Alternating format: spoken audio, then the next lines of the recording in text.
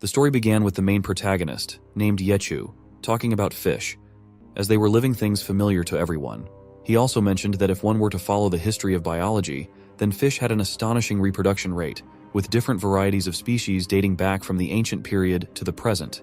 It was also noted that perhaps humans only regarded fish as food, and anyone could easily kill them because they had no strength to resist. Yechu then shared that he had personally experienced such a terrifying moment. Let's delve into the exact story of what happened with Yechu. The scene shifts to the city of Wuquan at 5 p.m. in the afternoon, where we find the main protagonist, Yechu, a recent graduate who had come to Wuyuan City to search for a job and rent a single room. Actually, the problem was that upon entering society, he lacked capital, and his only option was to rent a room in the Wuyuan district.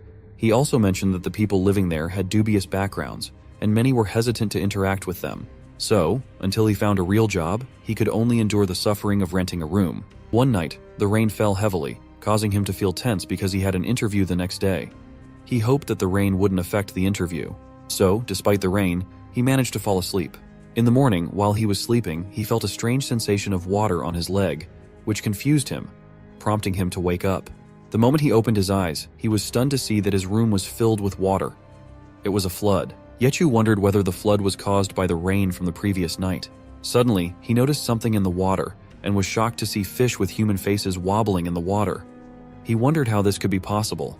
To his even greater surprise, the fish emerged from the water and attacked him. Somehow he dodged the attack, but in the process, he fell into the water himself. As he struggled, other fish inside the water started biting his hand. However, he managed to shake them off. Despite this, the big fish continued to try to attack him, so he quickly got out of the room and closed the door from the outside. Shocked and bewildered, he wondered what was happening to him in this world. However, when he looked outside, he was stunned to see numerous dead bodies floating in the water. It seemed as though the fish had wiped them out. Overwhelmed by shock, he struggled to interpret the situation. Suddenly, out of nowhere, a girl named Qin Xiao shouted at him to watch out, warning him that those human-faced fish would devour them. However, he remained frozen in place. Sayo urged him again to move from that place and come to higher ground for safety. Yechu was so shocked that he couldn't move at all, but when he saw the fish attacking him, he ran to save himself, even though Xiao shouted at him to run or he would be dead. When they reached the stairs where water wasn't flowing, Xiao shared that they were safe for some time, as the fish wouldn't be able to move without water. Confused, Yechu asked her what those things were. However, the girl was surprised to see blood coming out of his hand, indicating he was injured. Yechu reassured her to calm down, explaining it was just a scratch and nothing serious. He then asked again about those weird fish corpses and what was happening there. Xiao responded that she wasn't sure because when she woke up, it was already like that. She also mentioned that not only were there many deaths, but there were also many human-faced fish in the water. She then suggested they go to the rooftop as everyone was seeking refuge up there. The scene then shifted to the rooftop where many people were standing on every house rooftop.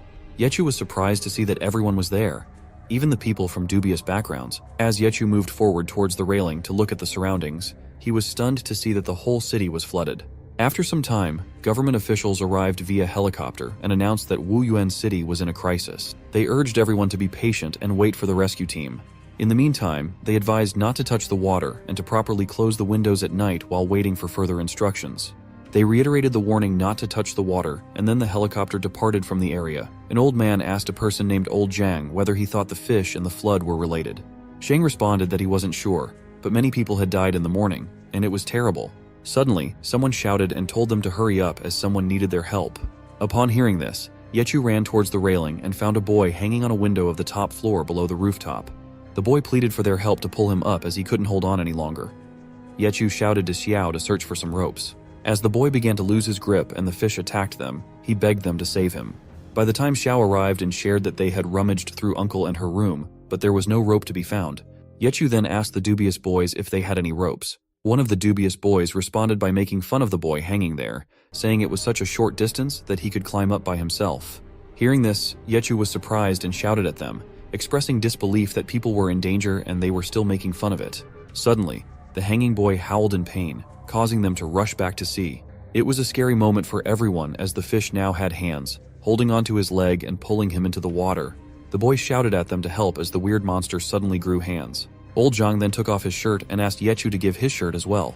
Yechu agreed, realizing they had no other choice. Zhang tied the shirts together and they poured water on it to tighten the joint. They then dropped it in the air for the boy to hold on to so they could pull him up.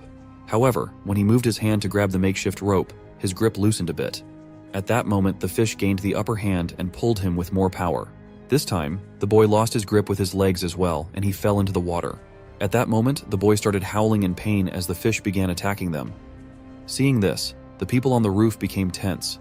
Xiao was terrified by the scene.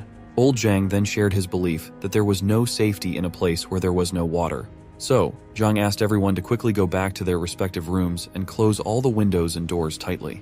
Everyone started running towards their rooms. Seeing this, Yechu realized that his room was already occupied by the fish. Fortunately for Yechu, Zhang asked him not to worry, as he knew Yechu lived one floor below him, so Yechu could stay in his room. Zhang also suggested that Xiao move in with them too, as it would be easier for them to take care of each other. Xiao agreed with Zhang's suggestion. Then they went downstairs to old Zhang's room.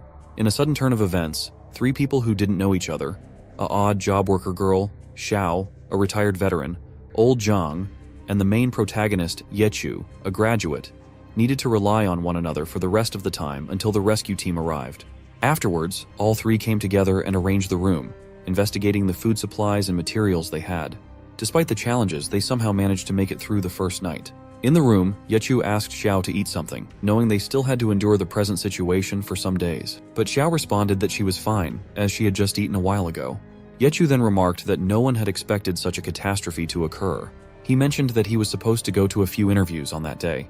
He also expressed his worry, mentioning that they didn't even know if the rescue teams would be coming or not. She sadly responded affirmatively, mentioning that there was no network on her phone, so she was unable to inform her parents that she was safe. Zhang also remarked that it was strange they hadn't seen the rescue team yet, as it was very unusual and the silence without water was eerie. Suddenly, they heard the weird voices of the fish from outside the door and panicked, wondering what could be outside at the door. Old Zhang then asked them to keep silent. After that, Zhang tried to put his ear to the door to hear the voices on the other side. Yechu asked whether it could be those mutated fish climbing up the stairs. Zhang responded with a no, as it didn't seem to be, as the voices were coming from upstairs. Zhang then shared that they were on the 2nd floor. On the 3rd floor, there were old Zhou and those brats. Saying this, he suddenly heard someone shouting to get lost to someone. Hearing which, Zhang got tense and shared that it was old Zhou's voice. Zhang thought that the yellow-haired brat must have been causing trouble for Zhou. He then shared with Yechu and Xiao that he would go up and check by himself. He even asked them to stay inside, as he would go and come back immediately after checking. Yechu even tried to stop Zhang from going, but it was too late. By the time he asked him to stop, Zhang had already closed the door. Xiao then asked Yechu to forget about it, as it was the neighbor's dispute, so it's better for them not to interfere. The scene then shifted to 1 hour later, where both Xiao and Yechu were waiting for Zhang to come back. Yechu showed concern, wondering that it had been a while, but still Master Zhang hadn't come back. Xiao suggested that maybe the matter got resolved and old Zhang was talking with old Zhou. Yechu then stood up and said that he felt there was something wrong, so he would go up and check. He also asked her to stay in as he would come back later. Xiao then asked him if they could go together and see what was happening. Yechu tensely asked her not to go, as there was no need, because what if they encountered those mutated fish who could leave the water? Hearing this, Xiao asked him not to underestimate the girls, as maybe when he was in danger, who knows who was saving who. She then started preparing by taking a stick and taping a ruler and knife to it to make it a weapon for safety.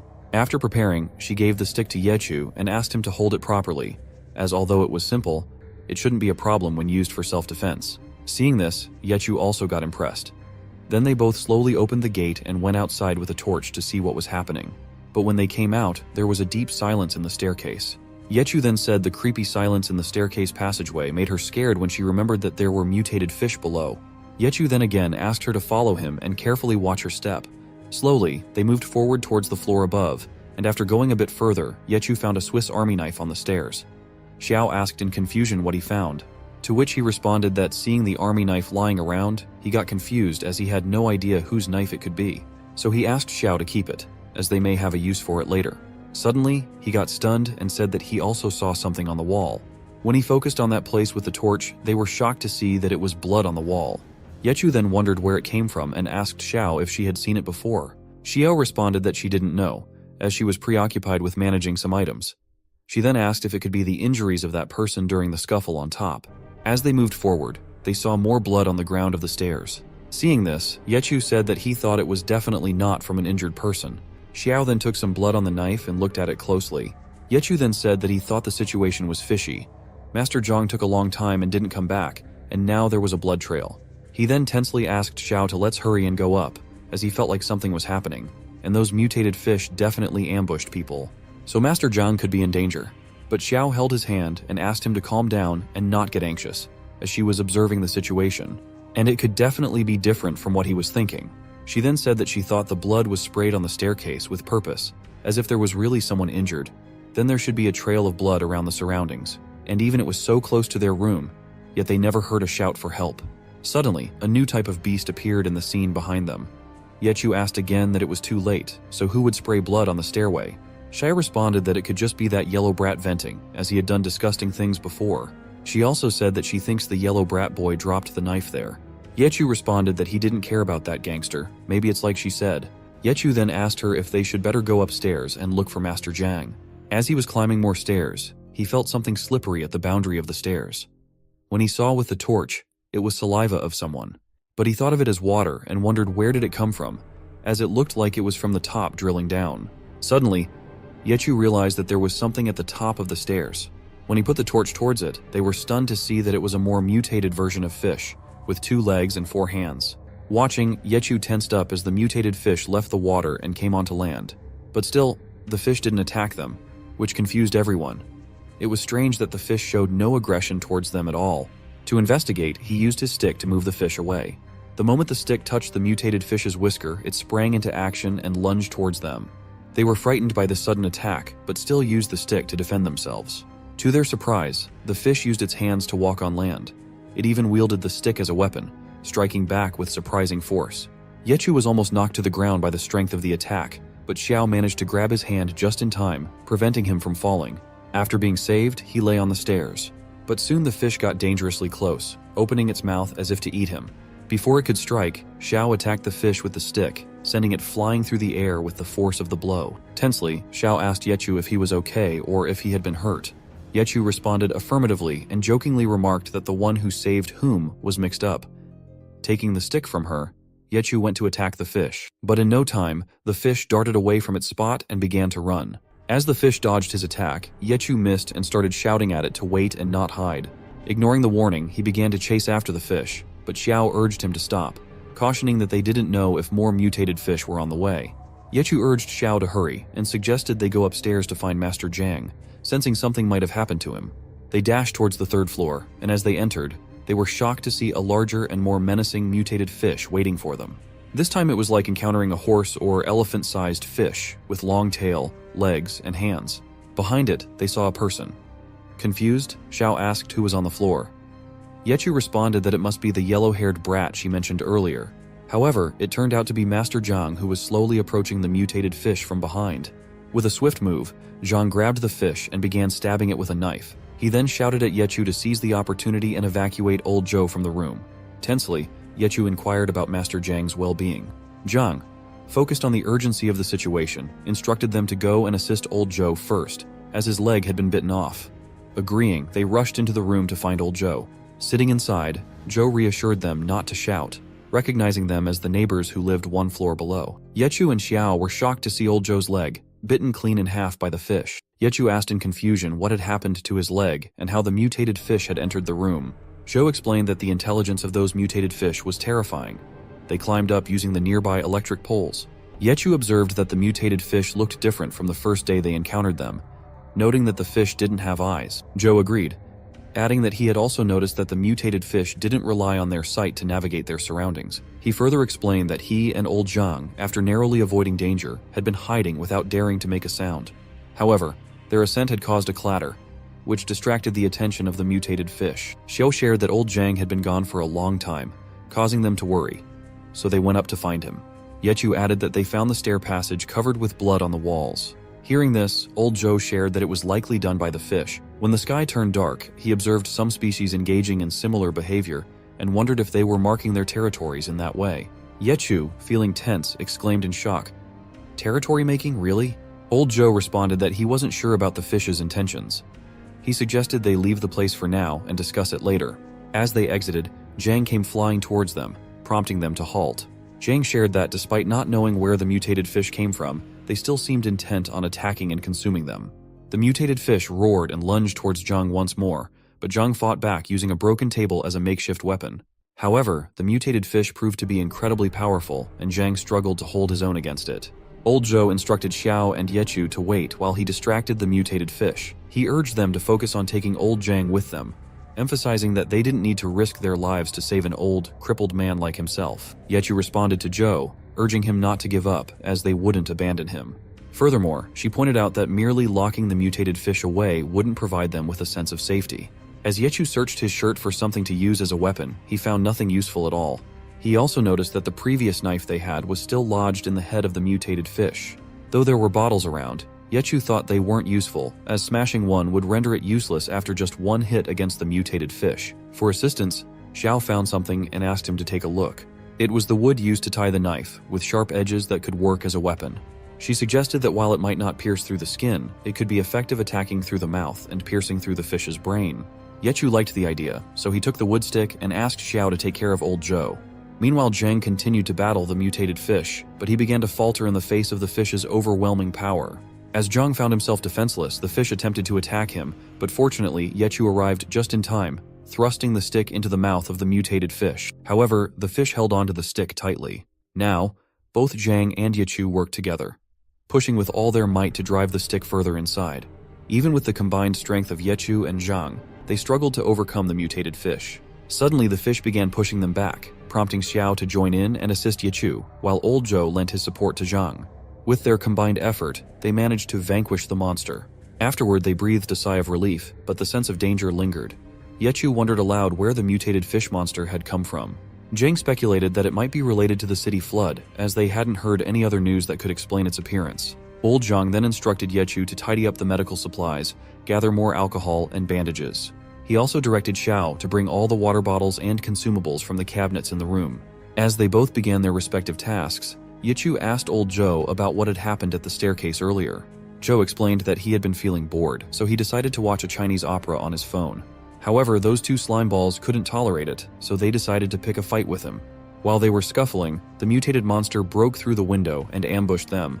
Zhang speculated that the noise might have attracted the monster, as it could be using echolocation to move around. As they collected everything, suddenly one of the brats named Mark arrived, and seeing the dead monster, asked in surprise if they had really managed to defeat it. Mark then searched for his friend, shouting his name. When he saw his friend's lifeless body, he was stunned. Mark shouted, blaming old Zhou for the incident, claiming that his decision to listen to some shitty opera had attracted the monster fish. He also yelled at Zhang, accusing him of purposely not saving Chen due to their past feuds. Hearing this, Zhang stood up and punched Mark in the face, shouting at him to stop. He then asked Mark where he had been when the monster attacked if he was so brave during the scuffle.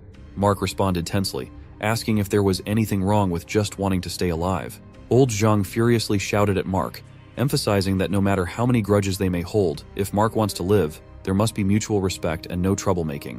He released Mark's collar and instructed him to go to his own room, gather all usable items, and then come back. Yechu then began to reflect on their current situation, stating that it was beyond their expectations, as anyone could end up inside the stomach of the mutated fish in an instant.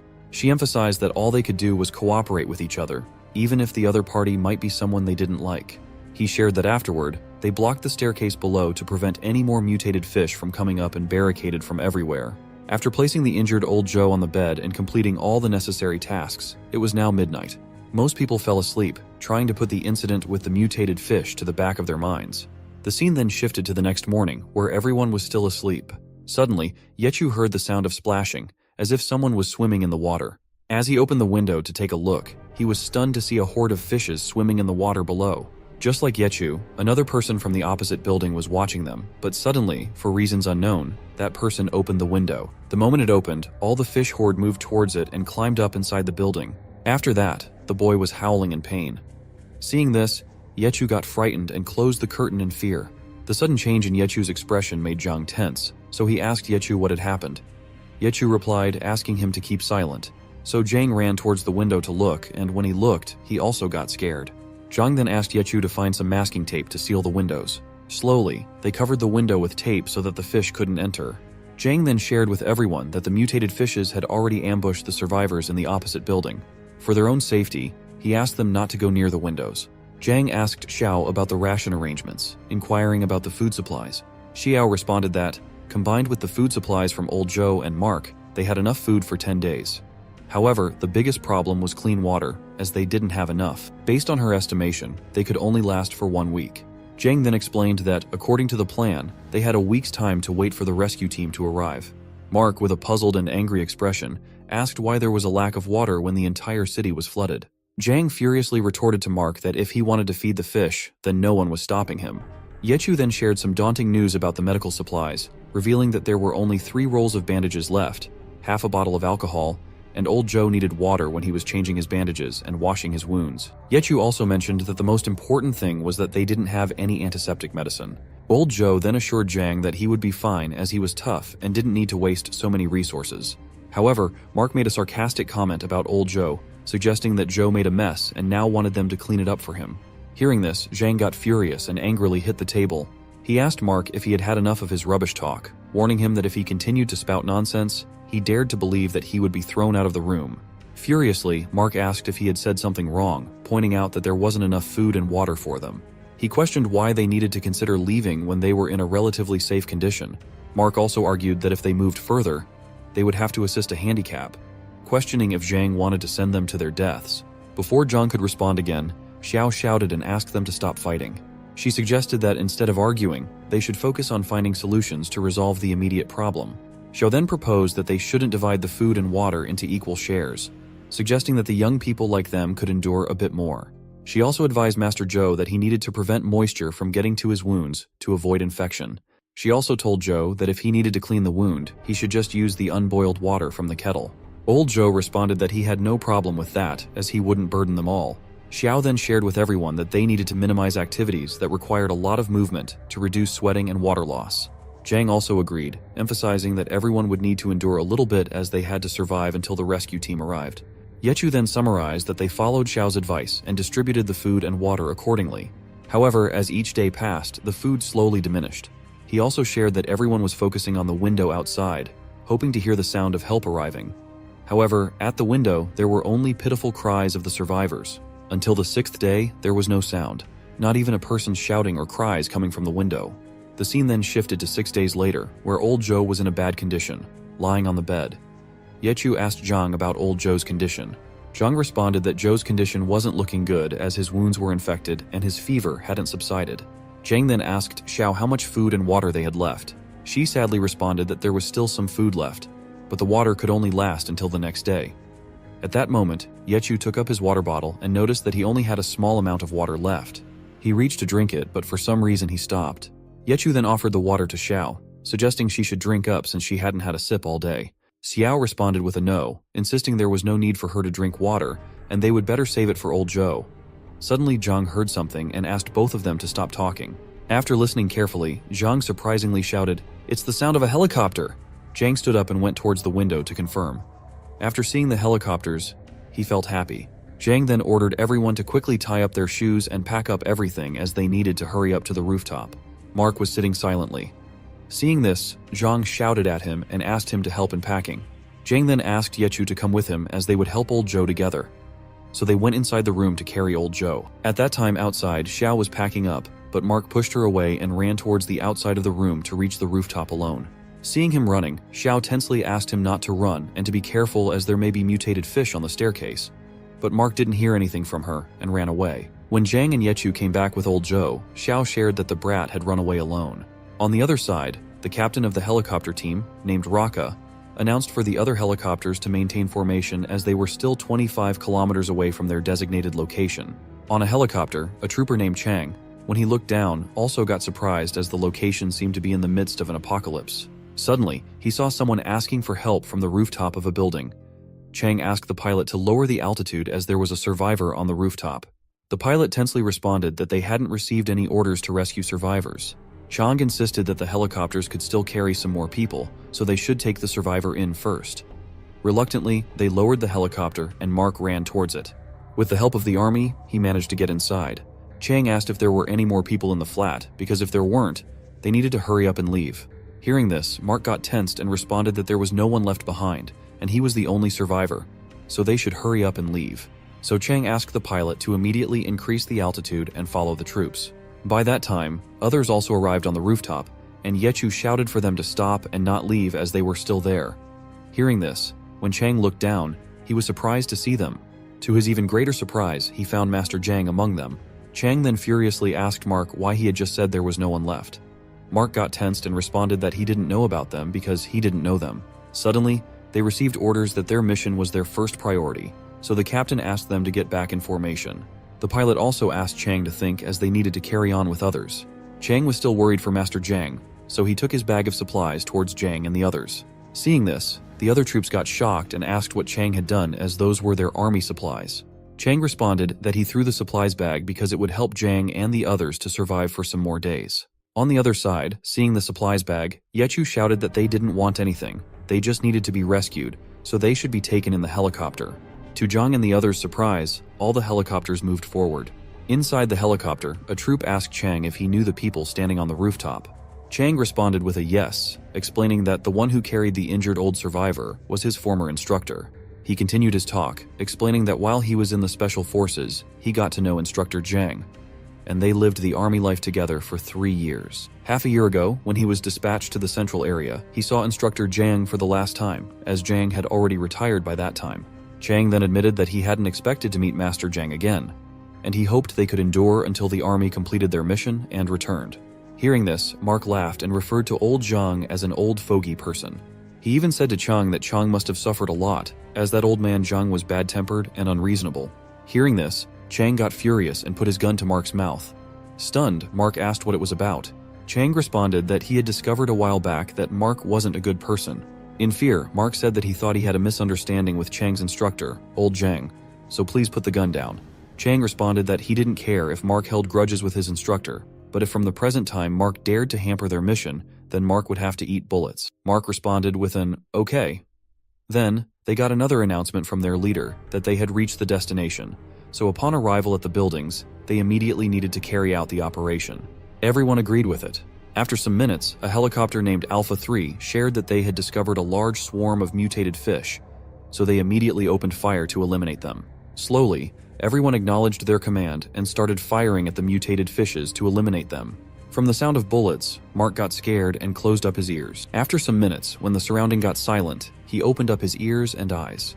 At that time, Chang shared to the other helicopters that it was Alpha 8 speaking, and they were en route, ready for action. Seeing the helicopters landing on a rooftop and troops coming out of it, Mark confusingly asked Chang if they weren't at the safe house. Chang responded with a sorry, admitting that he forgot to tell him that their mission wasn't to save survivors. They had a specific mission, and picking him up was his call. Chang then ran outside the helicopter with others, telling Mark that from that moment onward, he had to take care of himself on his own. The scene then shifted towards Zhang and the others, where Zhang was very angry and shouting in frustration. Zhang was condemning Mark as a coward, wondering how someone could repay kindness with evil and abandon their comrade, questioning how such a person could be considered a man. He even shouted at the government for the blatant lie that rescue was on the way. Seeing Master Zhang so tensed, Xiao shared her belief that the army had to prioritize their mission first, and they were in a hurry, not having the time to take them on board. Yechu also agreed with Xiao, thinking that the rescue support was just behind, and the army had given them supplies. Yechu then asked why they would give them supplies if they didn't want them to endure for a few more days. Zhang apologized to everyone for losing his composure. Xiao then shared that she knew Master Zhang must be tired, so he should rest for a while and she would organize the stuff. But still, Zhang was very sad, so Yechu asked him not to be down, as he thought what Xiao said was making sense. Zhang then responded that he would be frank, as in the present situation, there was no chance of rescue.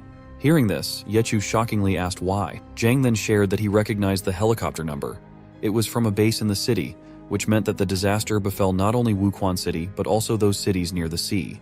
And in a time like this, those to be rescued would be the head honchos, and they were only civilians. Zhang then told them that they had to be mentally prepared.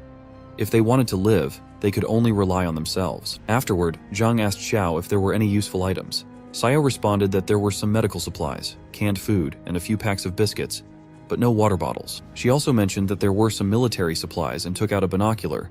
While Yechu was looking at the binocular, Xiao shouted in surprise and took out a gun, asking them to look at it. Xiao then asked Master Zhang to take a look at the gun. After inspecting it carefully, Zhang shared that it was a Beretta 92 pistol. Zhang thought that there could be more things, so he asked Xiao to give the bag to him as he wanted to see what else could be used. After checking, they found plenty of things inside. Afterward, Zhang shared that they had plenty of things for self-defense now, but the problem was that they lacked water, food, and medical supplies. Xiao also mentioned that they only had 2 bottles of water. Hearing this, Zhang became tense and wondered aloud that they couldn't even risk drinking water from outside. Apart from the danger of mutated fish, they didn't know if the water was safe for consumption in the first place. Zhang then informed everyone that they needed to consider finding water through other means. He took the binoculars and looked outside from the window. Yechu then asked Zhang if he had discovered anything.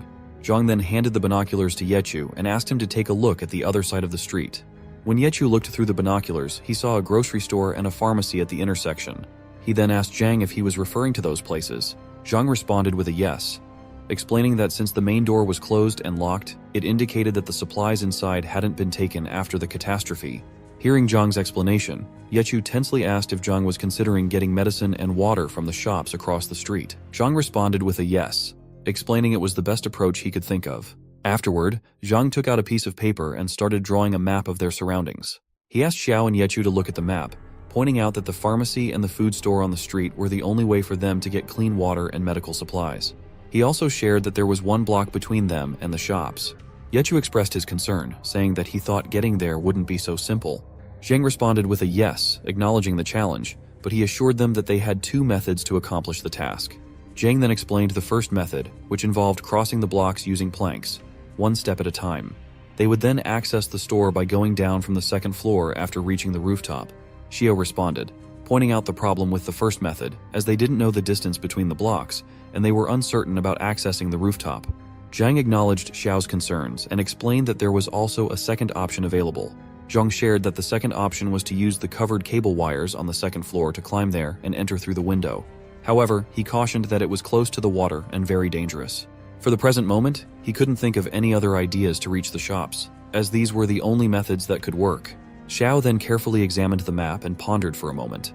With a hint of excitement, she shared that she believed if they attempted it at night, the second method might be possible. Hearing this, both Zhang and Yechu were surprised and asked, "What?" Xiao responded, pointing out that she wasn't sure if either of them had noticed, but for the past few days, mutated fish had been making a lot of noise during the daytime but were quiet at night. It seemed that mutated fish were sleeping at night. So, as long as they didn't touch the surface of the water, they wouldn't pose a threat to people who were out of reach. Yechu tensely shared the problem that they had encountered other kinds of mutated fish at night. Xiao responded that she had also noticed that, and based on their earlier encounters, the mutated fish at night didn't seem to have vision. So, if they could avoid the mutated fish, they wouldn't be a problem at all. Zhang agreed with Xiao, acknowledging that her theory could indeed be plausible. He then told both of them that he would climb up the wires while they both stayed in the room to guard. However, Yechu shouted a firm no, which confused both Xiao and Zhang as they looked at Yechu in bewilderment. Yechu asked Master Zhang to let him take the lead this time, as Zhang had always been taking care of them. Yechu wanted the opportunity to take responsibility and do his part of the work. Zhang tried to deny it, but Yechu interrupted him, adding that climbing those cables would require someone lightweight. Hearing this, Zhao also agreed with Yechu, recognizing that weight was indeed a crucial factor they had overlooked. Zhang then thought for a moment and finally agreed to proceed the way they both were asking. The scene then shifted to nighttime, where Yechu was getting ready with his gear. After getting prepared, he informed everyone that it was time to go. He had a tied rope with him, and Zhang shared with Yechu that if he ran into trouble, he should quickly pull the rope, and Zhang would immediately come to his aid. Xiao also handed him something, mentioning that she had made a weapon for self-defense. She explained that she used metal thread to tie a metal pipe and a knife together, ensuring it was sturdier than the previous one. Yechu then took the weapon and put it inside his bag. Zhang also agreed with Xiao and instructed Yechu to use it. He reminded Yechu to remember how he taught him to use it, emphasizing not to waste ammunition when facing danger. Yechu responded with an okay and asked them to also be careful. He assured them that he would return immediately once he obtained water and medicine. So after that, Zhang slowly lowered Yechu towards the cable. For the twist, someone else was in the city, observing Yechu through binoculars. After seeing Yechu, a girl shared with her partner that she hadn't expected anyone else to survive. However, she remarked that those survivors were scarier than the mutated fish. After landing safely on the cables, Yechu breathed a sigh of relief. Zhang also inquired whether the cables were sturdy. Yechu reassured him that the cables were okay as they could bear his weight, so Zhang could release the rope now. After landing, he stood up and surveyed the route, realizing he needed to cross over the water's surface. He decided to proceed slowly, taking it one step at a time. Yechu moved forward slowly but steadily. At one point, a wire lock broke, causing him to nearly fall into the water due to the loosening grip. However, he managed to hold himself on the wire just in time. The broken piece fell into the water, startling Zhang and Xiao as they watched Yechu's precarious situation. Even Yechu sighed in relief after escaping danger. However, his relief was short-lived when he heard the sound of rushing water, causing fear to grip him as he wondered if it was the mutated fish. His suspicions proved correct as the mutated fish emerged from the water, leaping towards him in an attack. Witnessing the scene, everyone tensed up, unsure of what action to take. To their surprise, the mutated fish couldn't reach the height of the cable and retreated back into the water. With a sigh of relief at narrowly escaping a major threat, Yechu resumed moving forward. As he moved further, he stumbled upon something that left him stunned. Meanwhile, Zhang confided in Xiao that he couldn't see Yechu's progress anymore, speculating that Yechu should be reaching the third block. However, Xiao urged Zhang to take another look, pointing out that Yechu was waving the flashlight at them. Upon seeing this, Zhang wondered if Yechu could be in trouble once again. Peering through the binoculars, he observed that the wire had been cut to a specific length, preventing Yechu from reaching the third block. Upon closer inspection, Zhang realized that this could only have been done by people, leading him to wonder in surprise if there were more survivors nearby. Zhang confided in Xiao that the situation had become very complicated, prompting them to signal Yechu to return. Xiao signaled Yechu to come back, and Yechu agreed, mentioning that he would attempt to return via the rooftop. As Yechu made his way back slowly, he glanced inside a window and was shocked by what he saw inside. Yechu's shock turned into curiosity as he saw a jar of water with a tap inside the building. Xiao urged Zhang to pay attention to Yechu's signals. Through the binoculars, Zhang observed that Yechu was indicating his desire to enter the middle building. Zhang speculated whether Yechu had found something useful as he entered the room. Meanwhile, Yechu made his way into the room through the window, discovering it to be empty. Undeterred, he approached the jar of water and filled up his water bottle using the tap. As Yechu filled his water bottle, a sound from inside the cupboard caught his attention. Curious, he opened the cupboard to investigate. However, his curiosity turned to fear and shock as he discovered a cage containing a captured mutated fish inside. Startled by the sudden discovery of the mutated fish in the cage, Yechu instinctively took a step back. To his further astonishment, he felt something unusual under his foot. Looking down, he was stunned to find the lifeless body of a woman. Out of nowhere, a bald man named Henry appeared and reassured Yechu not to worry, explaining that the woman had broken his rules and had been dead for several days. He admitted to disposing of her, but disturbingly mentioned that using the meat from the dead woman to bait the mutated fish gave him pleasure. Hearing this, Yechu was both surprised and shocked, asking Henry if he truly disposed of the woman. Henry confirmed, explaining that she had climbed the cables from the adjacent room and demanded water for free, refusing to trade with other items. She pleaded incessantly, claiming her daughter was in dire need of water. Yechu was deeply shocked to learn that the woman simply needed water for her daughter, and Henry's actions startled him. Henry responded, admitting that he felt sorry for the woman's daughter, but deemed the situation unfortunate nonetheless. Henry's words sent a chill down Yechu's spine as he compared those who took things without paying to the mutated fish. Suddenly, Henry grabbed Yechu's neck tightly, accusing him of wanting to steal water like the woman. He declared that Yechu had to die, as he would dispose Yechu by himself. Yechu swiftly dodged Henry's attack by grabbing his hand, urging him to calm down and emphasizing the need for cooperation to survive in such a situation. However, Henry's response was unsettling. He laughed and demanded that Yechu hand over everything he had, promising him a painless death in return. Yechu fought back fiercely, using a rod as a weapon against Henry. Henry was taken aback to see Yechu armed. Despite their struggle, Henry remarked on Yechu's agility and speed, suggesting that he had eaten in the past few days. Henry's demeanor shifted to one of satisfaction, considering wiping Yechu as a profitable outcome. In his haste, Yechu launched an attack at Henry, but Henry dodged with a smile, confident in his ability to defeat Yechu. However, fate intervened as the mutated fish grabbed hold of Henry's hand this time, pulling him towards itself and biting his hand viciously. Henry's cries of pain echoed in the room as he pleaded for Yechu's help. Yechu quickly retrieved the gun and aimed it at the mutated fish. Henry, shocked by the sight of the gun, urged Yechu to shoot the fish without hesitation. Henry's shouts grew more frantic as he implored Yechu to fire the gun and not leave him to die. Despite the urgency of the situation, Yechu hesitated, trembling with fear. Henry's voice rang out again, demanding to know what Yechu was waiting for, questioning if he wanted Henry to be bitten to death by the mutated fish. Henry's insults cut deep as he branded Yechu a bastard, accusing him of abandoning people to die and regretting not disposing of him earlier.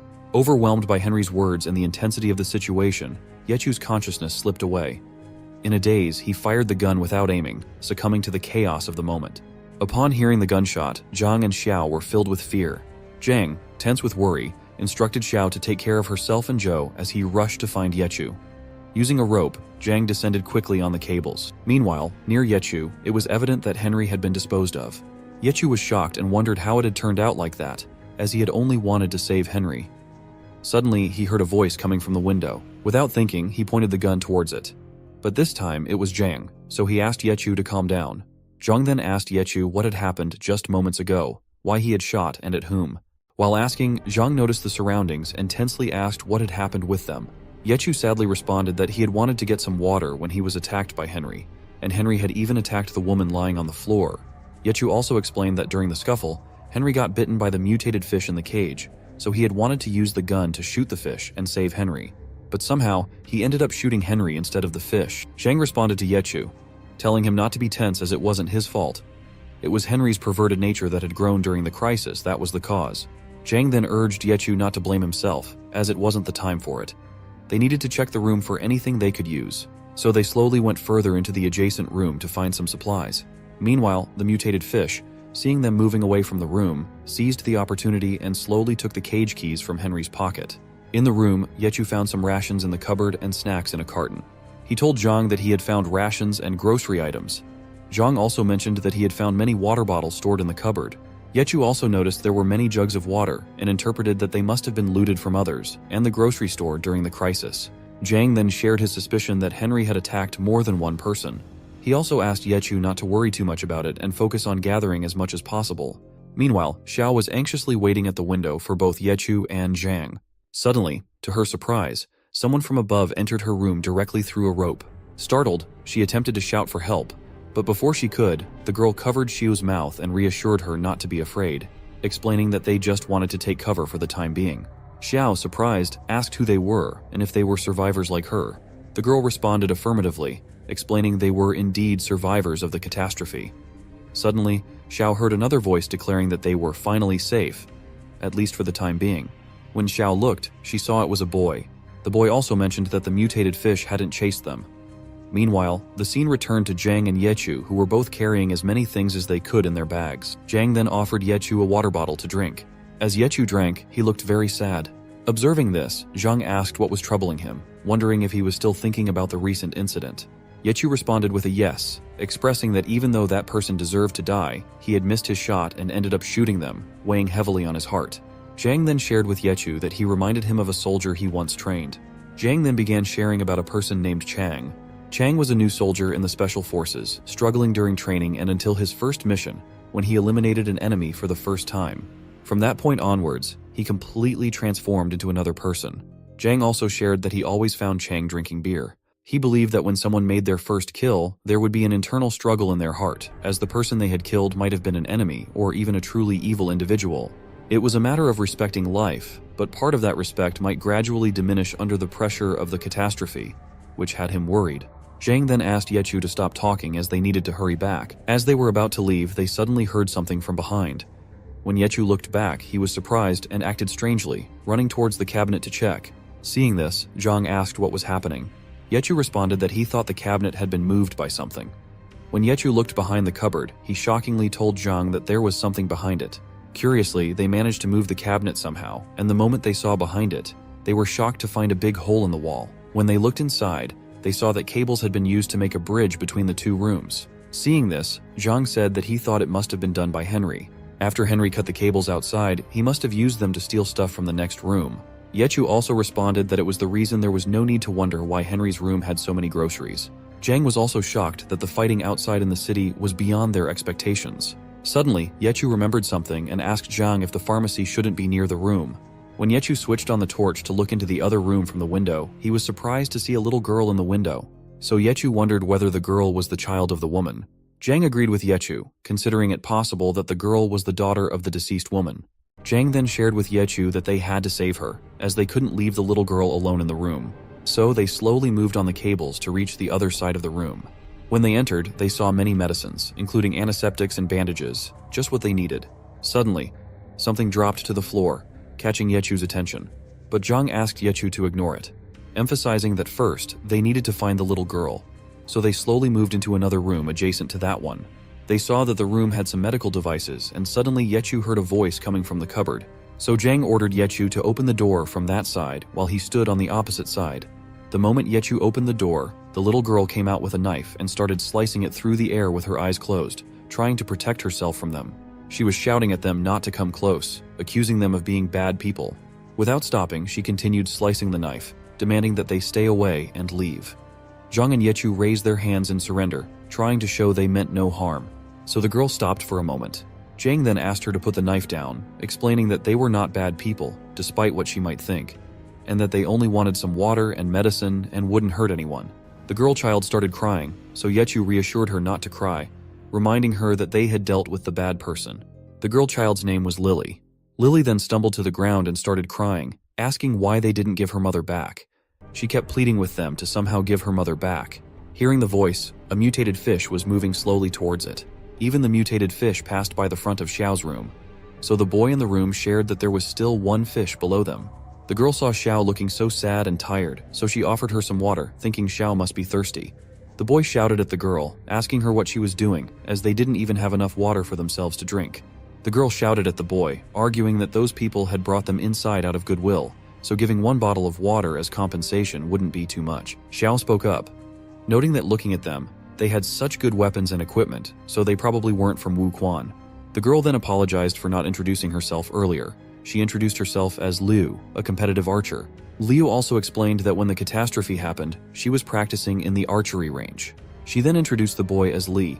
He was a bodyguard working in the archery range, and they escaped together after the whole mess started. Li then took out a shotgun and shared that luckily he had taken it while escaping, and it was a very useful tool for dealing with the mutated fish and humans. Hearing this, she asked in shock, "Deal with humans? What do you mean? What's the situation outside?" Liu responded that it was chaotic and humanity's fight for survival had just begun, and in the future, it could get much worse. Xiao tensely asked if everyone had started attacking each other. Li then asked what they needed to worry about, stating that if someone wanted to rob them, they would just finish them off immediately, like how they dealt with those silly goons. Hearing this, Xiao asked in surprise if they had already killed 2 people. Liu shouted at Li, asking if he was out of his mind for mentioning that in front of a stranger. Li argued that there was nothing wrong in saying that, as those 2 hooligans had always taken advantage of him, and letting them die was their just desserts. Liu saw that Xiao was getting tense and uneasy, so she asked her not to worry, reassuring her that it was for self-defense, and they didn't attack innocent people. Li also agreed, saying what Sister Liu said was correct, but in situations like that, they didn't need to reason with unreasonable people. The only thing they could do was to use everything available to protect themselves. Hearing this, Xiao was scared and asked, "Even for self-defense, why do they need to harm people?" Liu asked Xiao not to misunderstand them, as they had no choice. Seeing this, Li asked Liu to save her breath, as she didn't need to explain to Xiao, because Xiao would later experience it herself in the future. He also told Xiao not to pay too much attention to them, as once the outside monster left, they would also depart and head to their destination. He hoped that they would all meet again without becoming enemies. Suddenly, Li was surprised and asked what they should do about the monster going into the pharmacy block. Hearing this, Xiao got shocked and tensely shouted the names of Yechu and old Zhang. Liu was surprised to hear Xiao and asked her if her 2 comrades were inside the pharmacy block. Xiao responded with a yes and asked how Liu knew about it. Liu then stood up and took her bow in hand. Seeing this, Xiao tensely asked Liu what was happening. Liu then asked Li if he thought they went to the pharmacy because Xiao and her friends needed it. Li responded with a yes, as there was a high possibility since one of Xiao's comrades was injured, but they would need it if they sought refuge in the supermarket. Liu expressed that she didn't want any more clashes to happen. Xiao was tense and didn't know what to do. The scene then shifted to the other side in the pharmacy block, where the mutated fish that couldn't see entered. Another mutated fish, capable of swimming and seeing, was also moving around. Even the larger mutated fish ate the mutated fish that could see. Meanwhile, in another room, Lily was eating very hastily, looking like she hadn't eaten anything until now. So Zhang asked her to eat slowly and even offered her a water bottle. So Lily took the water bottle and started drinking it hastily. Seeing this, Zhang shared that he thought the kid must have been starving horribly. He then told Yechu that while the girl was emotionally stable, to take the opportunity to sort out all the medical stuff. So Yechu moved around and saw that there were many empty bottles on the table. He decided to look for some alcohol and bandages. Suddenly, he saw a cabinet and opened it, but it still contained all the used items. Fortunately for Yechu, he found a first aid box in the lower bracket of the cabinet. When he opened it, he was happy to see so many usable items. He also found a diary inside the bag. Meanwhile, on the other side, Zhang was asking Lily what had happened in the last few days and where everyone was, but Lily wasn't responding. So Zhang told her that he knew she was feeling down, but asked her to trust them, as they weren't bad people. They just needed some emergency medicine and water, which was why they had come. Suddenly, Yechu asked Master Zhang to look at the cabinet. Zhang stood up and asked Yechu what he had found. Yechu asked Zhang to look at the diary. When Zhang looked inside, he found instructions on how to use the first aid kit. Yechu said that it was right, as they needed the whole bag. Zhang also got happy, knowing that old Zhou needed the medicine. Suddenly, to their surprise, Lily snatched the diary from old Zhang's hand. Lily then started shouting that they were all liars, as they had just said they only needed water and medicine. She then said that her mother had given her the family's life savings items, and they also wanted to take them. Zhang then asked Lily to listen to them, as they had a comrade who was seriously injured, and his condition was dire, and the bag could save his life. But Lily got so frustrated with them and shouted that it was all a lie, so she wouldn't give them the bag. Zhang then apologized, explaining that they really needed the bag, and slowly started moving towards her to snatch the bag. Seeing this, Yechu asked Zhang what he was doing. But before Zhang could respond, suddenly he got attacked by the mutated fish from behind. As Zhang's face got surrounded by the fish's tongue, and the fish pulled him back towards itself. At that moment, Lily and Yechu were stunned and frightened, not knowing what to do in that situation. The mutated fish kept pulling Zhang relentlessly, and he was dragged along the floor. Eventually, the fish's grip loosened, giving Zhang the opportunity to draw his gun. Zhang then kept shooting at the mutated fish's tongue to free himself from its grasp. Surprisingly, he succeeded in destroying the fish's tongue. However, as he attempted to remove the remaining part of the fish's tongue, the creature tried to attack Zhang again. This time, Yechu intervened and attacked the fish with an oxygen cylinder. Yechu kept hitting the fish, but it retaliated by striking her with its tail, sending both Yechu and Zhang flying towards the wall. As the fish approached them again, Yechu pulled out her gun and started shooting. The mutated fish backed away to take cover. Yechu then asked Zhang if he was alright, to which Zhang responded with a yes, indicating that he was fine. Zhang was about to reach for his gun, but before he could, Lily appeared out of nowhere and grabbed the gun from the ground. Zhang was surprised to see her and quickly warned her not to be reckless, as the gun was loaded. Tensely, Zhang told Lily that they could negotiate, but he asked her to return the gun first. Lily responded defiantly, stating that since they had guns, they must be bad people. Yechu shouted at Lily, reminding her that they were in a dangerous situation and not to escalate it further. Suddenly, Yechu noticed the fish approaching again and warned Zhang to be careful. The fish attacked, but luckily it struck a shelf beside them instead. Zhang and Yechu quickly used the shelf as cover to protect themselves and the girl from the fish. As the fish slowly approached, Lily became tense, and both Zhang and Yechu were unable to free their hands due to holding the shelf. It seemed like a dire situation for Yechu and Zhang. However, to their surprise, Lily started shooting at the fish without even looking towards it. Yechu and Zhang also closed their eyes in fear of being hit by the bullets. When the sound of gunfire ceased, they cautiously opened their eyes and saw that the mutated fish was dead. They moved away from the shelf, but Lily was still aiming the gun at the mutated fish. Zhang approached her and asked her to calm down, reassuring her that the fish was already dead. He also attempted to take the gun back, explaining to Lily that it was unsafe for her to carry it. However, Lily quickly moved her hand back, trying to cover the gun so that Zhang couldn't take it. Zhang then told Lily that they wouldn't take her stuff anymore, so she should please give them their gun back. Lily shouted that they could take the first aid kit, but first, they had to promise her something.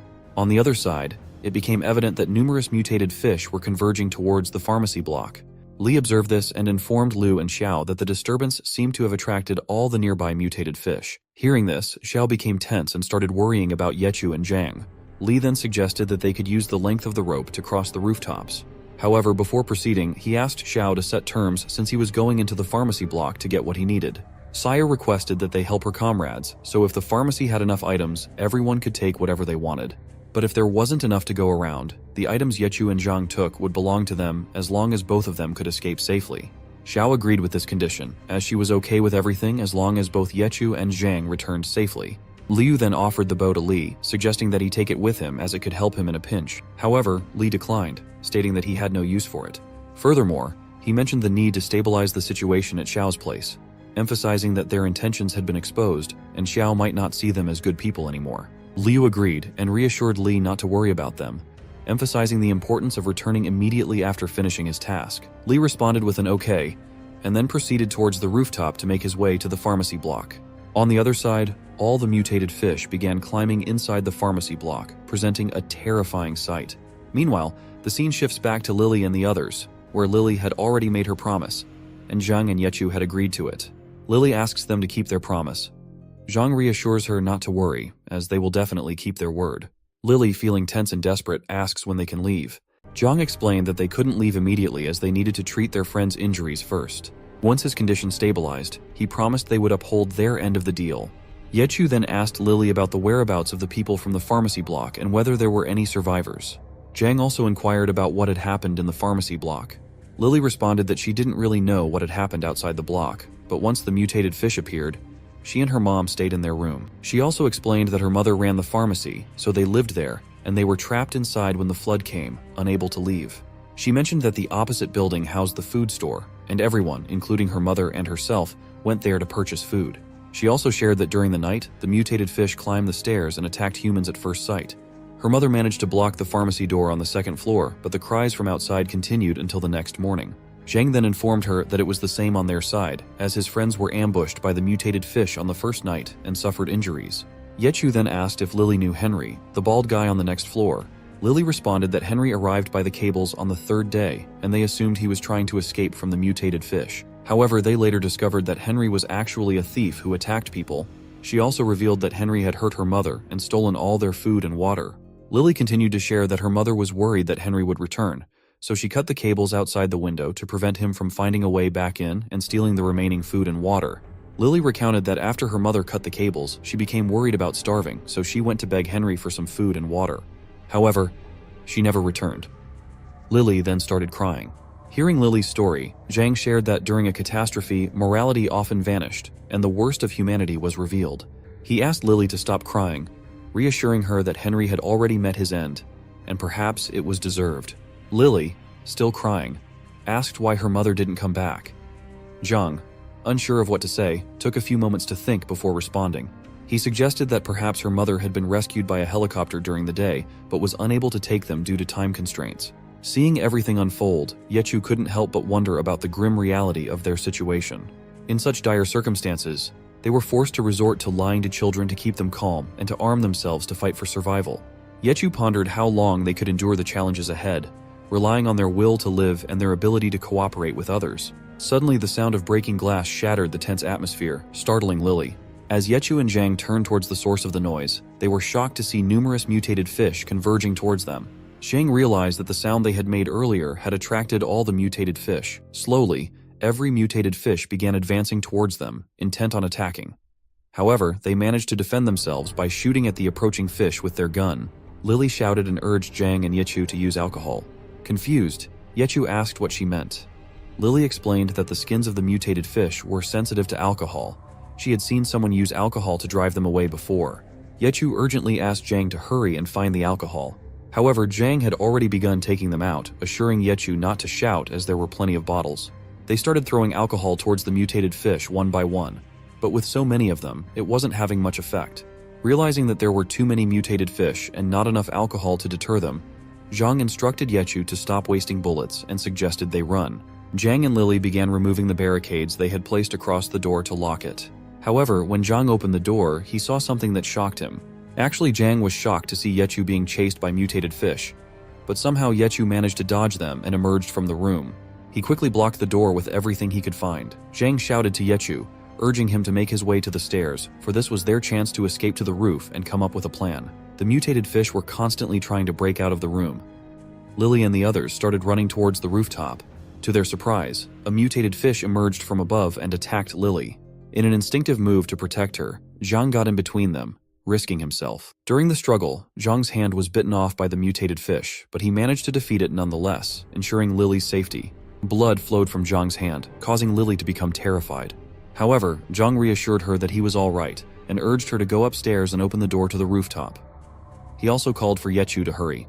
As Yechu rushed towards the rooftop, he suddenly felt someone pulling him back.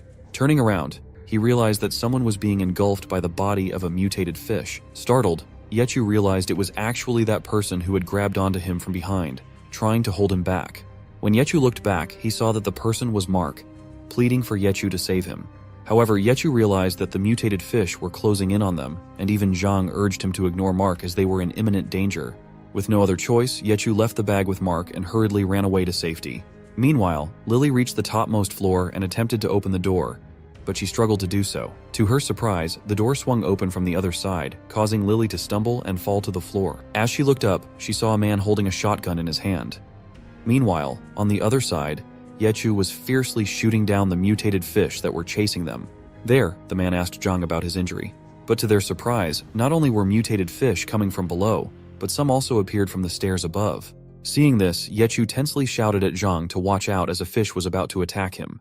The moment Zhang looked up, he saw the fish already leaping towards him for the attack, so he instinctively covered his face for safety. However, to their surprise, they heard the sound of a gun, different from the pistol. When Zhang opened his eyes, he saw that the mutated fish had been killed. As they turned towards the source of the sound, they were surprised to see Lily with a man holding a shotgun. Both Zhang and Yechu wondered about the identity of the man. Li was also worried and shared that they were in a problematic situation, as the entire building had been overrun by mutated fish. Now, they faced the challenge of figuring out how to proceed. With strangers in their midst and uncertainty about the number of mutated fish in the building, they need to devise a plan to tackle the situation.